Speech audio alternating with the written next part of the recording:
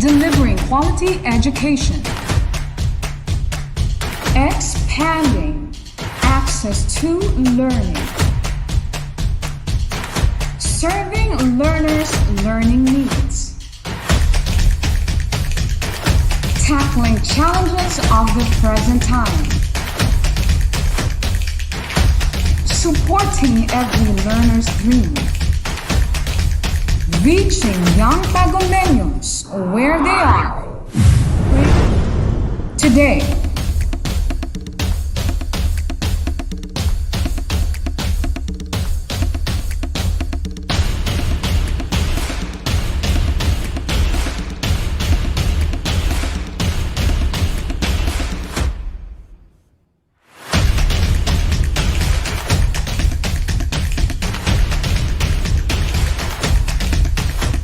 From the music capital of the Philippines, advancing in the challenge of distance learning, the official TV-based instruction of DepEd Tagum City, bringing you quality education straight to your home. Plug yourself in. This is DepEd TV. Tara na!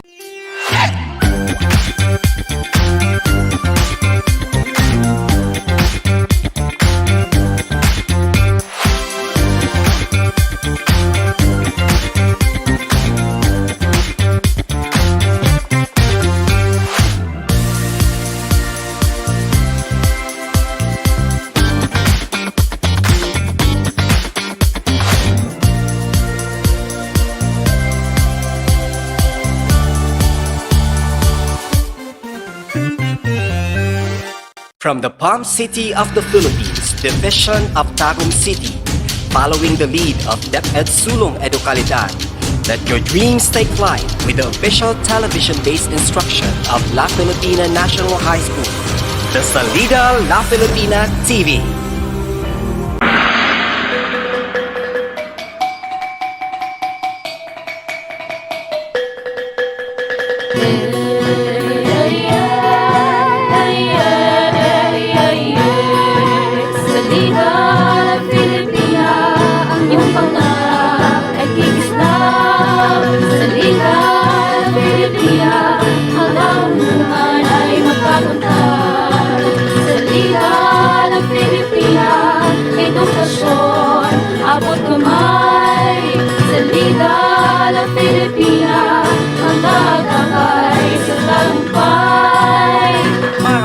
Huwag panghinaan, Salida La Filipina ay bigyan daan. Ito ay magbibigay ng kaalaman. TV naman ngayon ang inyong paaralan. Mahirap man ang inyong sitwasyon, tayo ay magtulungan para sa edukasyon. Bawat isa ay mayroong misyon, matutong mabuti, maging inspirasyon. Salida La Filipina, ang iyong pangarap ay kikislaw.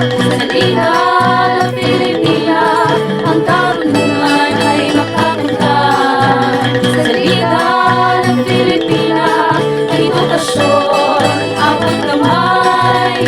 Salida La Filipina, ang gagabay sa tagumpay.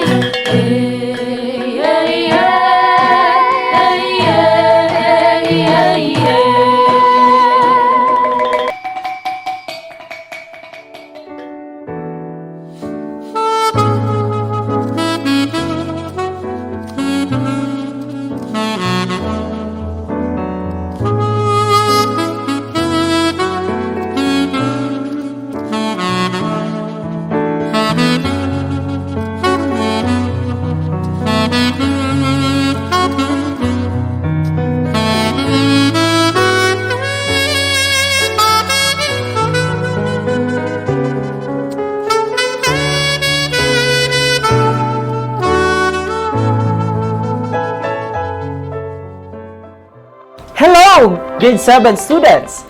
We are here for our first episode of our Salida La Filipina TV in MAPEH featuring Hornbostel Sachs classification of instruments. I am your teacher, Teacher Dan Arvin V. Almero. Students, are you ready to learn about the classification of instruments? Let's start!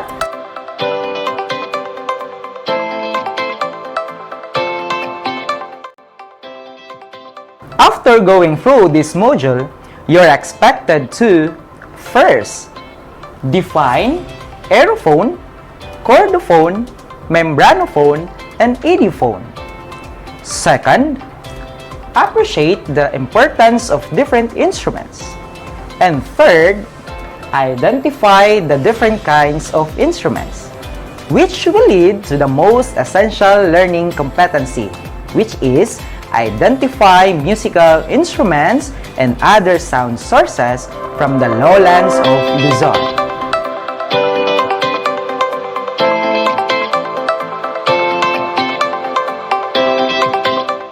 This time, close your eyes and listen to the sound of these instruments.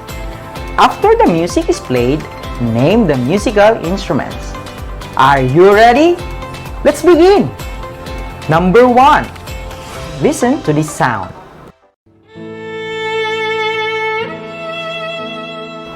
What is the name of this instrument? Well, this instrument is the violin. Let's go to number 2. Students, listen to this sound.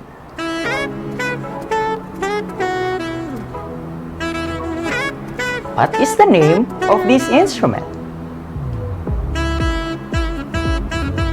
This is the saxophone. Next is the third sound. Listen carefully.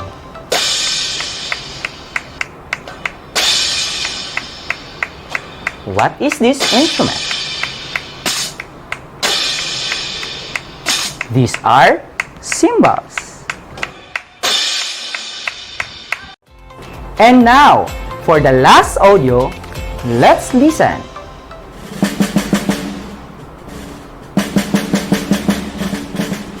What is this instrument? These are the drums. Job well done, students! How do you find the activity? Did it help you enjoy music? Are you ready to learn more? Very good!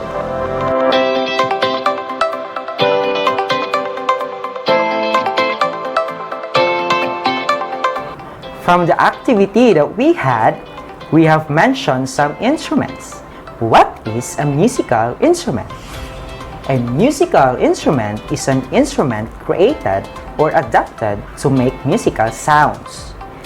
The sound produced by an instrument can be affected by many factors, including the material from which the instrument is made, its size and shape, and the way that it is played.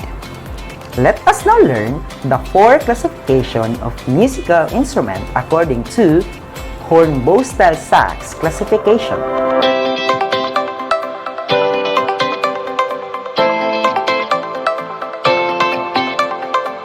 First, membranophones. Membranophones produce sound when stretched skin hold membrane vibrates. Examples of membranophones are different types of drums. This is how to play the drum.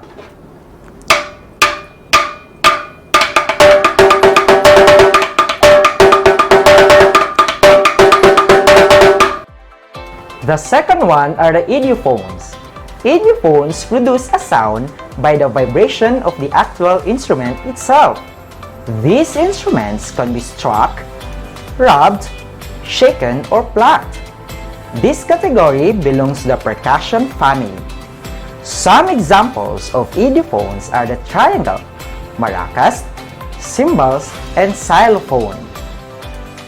This is how to play the cymbals.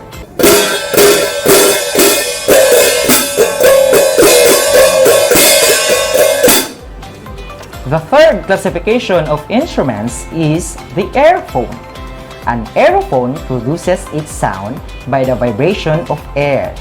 The 2 main families of aerophones are woodwind and brass instruments. Woodwinds use the air and reeds to vibrate, while brass use air and the player's lips to vibrate. The example of wood instrument is flute. while examples of brass instruments are saxophone and trumpet. This is how to play the saxophone.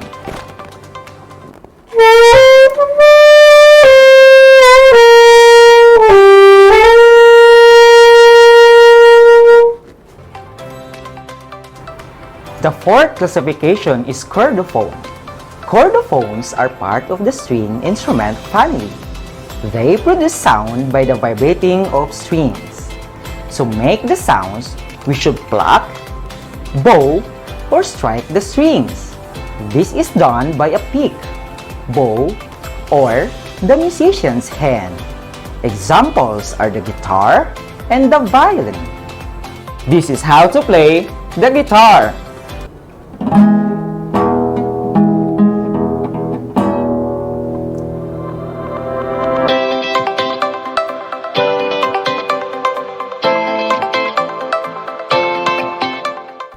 And now, students, let's have the summary of our lesson. The four classifications of instruments according to Hornbostel Sachs are membranophones, idiophones, aerophones, and chordophones. At this point, a video clip will be presented, and all you have to do is to determine the classification of instrument according to Hornbostel Sachs. You are given 5 seconds to answer. And when you hear this sound, meaning your time is up. Are you ready? Let's start! Video number 1.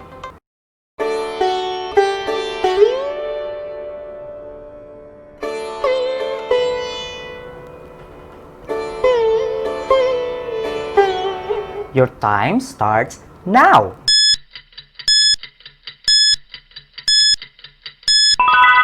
What is your answer? The answer is chordophone because the sound is produced through vibrating strings. Video number 2.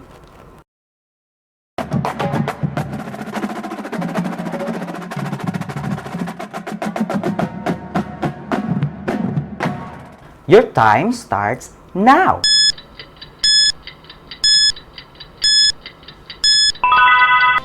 What is your answer? The answer is membranophone because the sound is produced by vibrating membrane. Video number 3.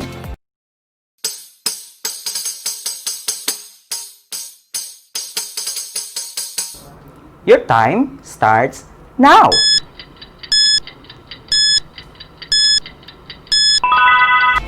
What is your answer? The answer is idiophone because its sound is produced through vibrating itself. Video number 4.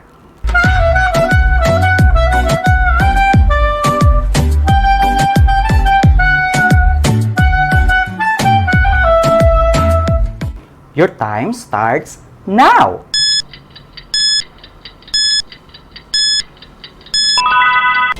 What is the answer? The answer is aerophone because the sound is produced through vibrating air.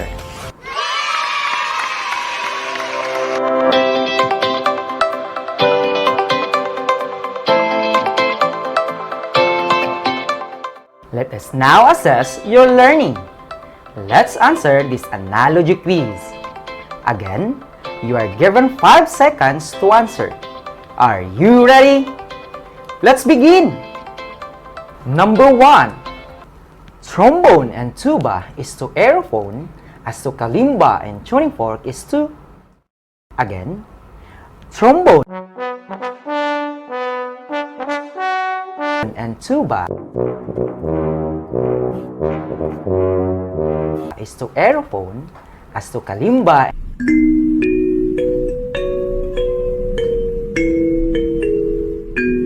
and tuning fork is to... Your time starts now. What is your answer? The answer is idiophone. Number 2. Ukulele and bandurria is to chordophone, as to bass drum and conga drum is to, again, ukulele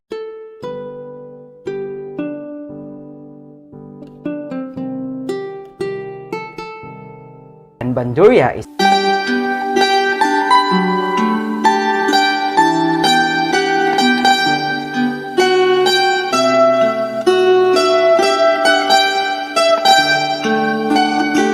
chordophone, as to bass drum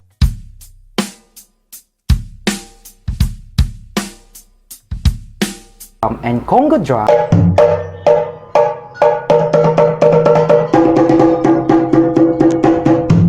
is to, your time starts now.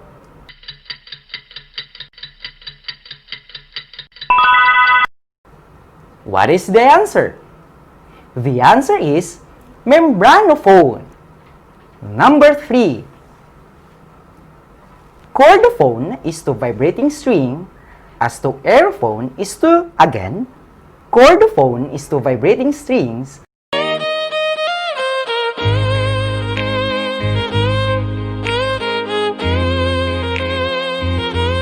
as to aerophone is to,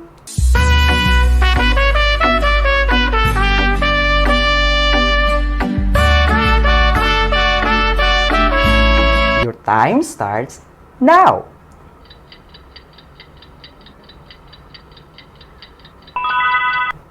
What is the correct answer? The answer is vibrating air. Number 4. Membranophone is to strike, as to idiophone is to, again, membranophone is to strike,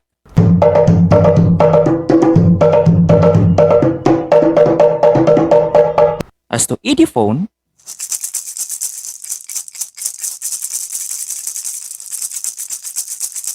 is to, Your time starts now.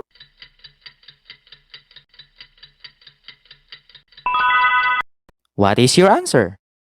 The answer is shake. Great job! You really understand the lesson that we had today. Keep in mind that learning about musical instruments and their classification is important because it helps to hone knowledge and skills in music, particularly in manipulating musical instruments. Another session has again ended. I hope you learned a lot from today's lesson about Hornbostel Sachs classification of instruments. See you all in the next episode of our TV-based program. Once again, this is Teacher Dan Arvin Almero saying, where words fail, music speaks. Have a good day!